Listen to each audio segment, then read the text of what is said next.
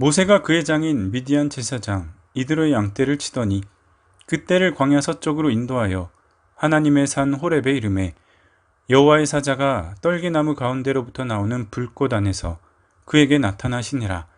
그가 보니 떨기나무에 불이 붙었으나 그 떨기나무가 사라지지 아니하는지라. 이에 모세가 이르되 내가 돌이켜 가서 이 큰 광경을 보리라.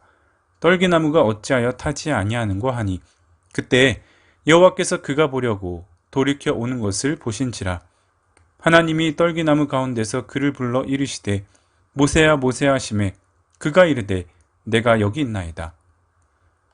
이스라엘 전 역사를 통틀어 하나님과 가장 친밀했던 시간을 꼽으라면 광야 시기입니다.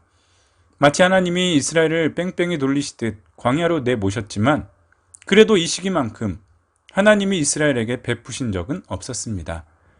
뜨거운 광야 한가운데서도 의복과 신발이 헤어지지 않았을 뿐만 아니라 굶기신 적도 뜨거운 사막의 무더위와 밤엔 사막의 추위 속에서도 지켜주셨습니다. 물론 중간에 우상 숭배와 하나님을 의심하는 등의 일탈로 선조들이 죽거나 가나안 입성이 지연되긴 했지만 결국 이스라엘은 하나님의 약속대로 모두 가나안에 들어갈 수 있었습니다. 그래서 광야 기간이 이스라엘 역사 중 가장 하나님의 사랑을 받았던 시기라 평가할 수 있습니다. 서두에 이런 광야 이야기를 시작한 이유는 출애굽기 3장과 4장이 그 광야 시간의 출발이라고 할 수 있는 부분, 모세가 하나님께 선택받은 한 남자라는 사실을 공표한 사건이었기 때문입니다. 호렙산에서 모세를 부르신 장면입니다. 이때 모세 나이가 약 80입니다. 팔순의 나이에 하나님은 호렙산에서 모세를 부르셨습니다. 모세가 장인의 양떼를 치다가 우연히 산속을 들어갔는데 거기서 불에 타는 떨기나무를 본 것입니다. 보통 나무가 불에 타면 재가 되거나 형체가 사라지는 것이 정상인데 신기하게도 이 나무는 계속 탄 채로 불이 붙었다고 기록하고 있습니다. 이 말은 이 나무가 하나님의 모습을 의미하고 있습니다. 하나님의 영광, 능력이 꺼지지 않고 다 없어지지 않는다는 것. 모세는 맹렬히 타는 떨기나무 사이로 자신을 부르시는 하나님의 음성을 듣게 됩니다. 여호와께서 이르시되 내가 애굽에 있는 내 백성의 고통을 분명히 보고 그들이 그들의 감독자로 말미암아 부르짖음을 듣고 그 근심을 알고 내가 내려가서 그들을 애굽인의 손에서 건져내고 그들을 그 땅에서 인도하여 아름답고 광대한 땅, 젖과 꿀이 흐르는 땅, 곧 가나안 족속, 헷 족속, 아모리 족속, 브리스 족속, 히위 족속, 여부스 족속의 지방에 데려가려 하노라. 이제 가라. 이스라엘 자손의 부르짖음이 내게 달하고 애굽 사람이 그들을 괴롭히는 학대도 내가 보았으니 이제 내가 너를 바로에게 보내어 너에게 내 백성 이스라엘 자손을 애굽에서 인도하여 내게 하리라. 여기서 모세의 소명이라고 알려진 하나님이 모세에게 명하신 첫 번째 임무가 나오게 됩니다. 내 백성 이스라엘 백성을 애굽에서 인도하여 내리라. 모세는 어리둥절할 수밖에 없었습니다. 왜냐하면 지금 모세는 애굽에서 사람 하나 죽이고 잡힐까봐 도망 나와서 유랑하는 신세였습니다. 거기서 우연히 만난 여인과 혼인하고 애까지 낳고 장인 밑에서 양이나 치던 평범한 사람으로 전락했는데 여기서 만난 하나님이 내가 너를 애굽 바로에게 보내겠다. 내 백성을 애굽에서 나오게 하겠다라고 말씀하신 거죠. 하나님의 부르심에 대한 모세의 변명과 문제제기, 그리고 하나님의 응답이 나옵니다. 모세의 변명 같은 문제제기는 두 가지입니다. 첫 번째, 나는 누구입니까? 두 번째, 하나님은 누구이십니까?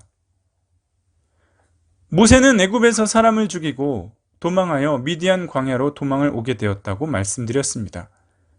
이때부터 40년 동안 광야에서 목자 생활을 하게 됩니다. 모세가 처음부터 목자였을까요? 모세는 왕자의 신분입니다. 자신의 혈기로 사람을 죽인 죄 때문에 비록 도망을 왔지만 여전히 모세는 왕자였습니다. 그런 모세가 40년 동안 신분을 버리고 목자 생활을 했다는 것은 하나님이 모세와 동역하기 위해 모세가 가진 왕실의 기득권, 40대의 혈기, 금수저의 모양을 버리게 하시고 순종과 내려놓음이라는 훈련의 시간이 필요했던 것입니다. 광야 40년의 유랑이 끝날 때쯤 모세 앞에 나타나신 하나님께 모세는 인간의 근본적인 존재 이유에 대한 질문을 드린 것입니다. 내가 누구입니까? 하나님은 누구이십니까? 그래서 내가 할 일은 무엇입니까? 이 질문은 하나님 앞에 선 사람은 누구나 해야 할 질문입니다. 맹목적인 순종보다 내가 누구며 어디서 왔는지, 하나님은 어떤 분이신지, 나를 부르신 하나님이 이 땅에서 무엇을 하기를 원하시는가 하는 질문은 꼭 필요합니다. 자신의 인생이 허무하고 괴롭고 목적 없는 삶이라고 생각되시는 분은 시간을 놓고 진지하게 이 질문에 대한 답을 찾기를 권해드립니다. 그럼에도 모세는 여전히 의심과 두려움에 있었습니다. 40년간 광야에 은둔하며 이대로 여기가 좋사오니 아내와 자식과 함께 평생 죽을 때까지 살아야겠다는 마음을 가진 모세에게는 당연한 마음이었을 것입니다. 아무것도 남아있지 않은 자신에게 이런 엄청난 일이 가능할지에 대해 의구심을 표현합니다. 모세가 대답하여 이르되 그러나 그들이 나를 믿지 아니하며 내 말을 듣지 아니하고 이르기를 여호와께서 내게 나타나지 아니하셨다 하리이다. 여호와께서 그에게 이르시되 내 손에 있는 것이 무엇이냐? 그가 이르되 지팡이니이다. 여호와께서 이르시되 그것을 땅에 던지라 하시매 곧 땅에 던지니 그것이 뱀이 된지라. 모세가 뱀 앞에서 피하매 여호와께서 모세에게 이르시되 내 손을 내밀어 그 꼬리를 잡으라. 그가 손을 내밀어 그것을 잡으니 그의 손에서 지팡이가 된지라. 모세 손에 든 지팡이가 뱀으로 변하게 하셨습니다. 평소 지팡이는 팔순 먹은 노인의 몸을 지탱하기 위한 도구였고 그저 양을 치는 도구에 불과했습니다. 그런 지팡이를 하나님께서 뱀이 되게 하셨다는 것, 그리고 꼬리를 잡으라고 하신 것은 너의 인생을 완전히 새롭게 바꿔주시겠다는 의미도 있습니다. 뱀의 꼬리를 잡는다는 것은 뱀에게 물릴 것을 각오해야 합니다. 그런 두려움을 무릅쓰고 모세가 뱀을 잡은 것이죠. 그러자 다시 지팡이가 되었습니다. 지금의 이런 상징적인 행위는 바로 왕 앞에 나서는 것, 왕에게 이스라엘 백성을 내보내라는 메시지를 전해야 하는 것.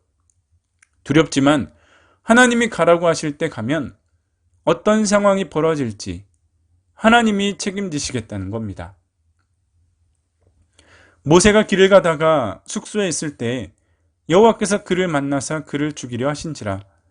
십보라가 돌칼을 가져다가 그의 아들의 포피를 베어 그의 발에 갖다 대며 이르되 당신은 참으로 내게 피남편이로다 하니 여호와께서 그를 놓아 주시니라.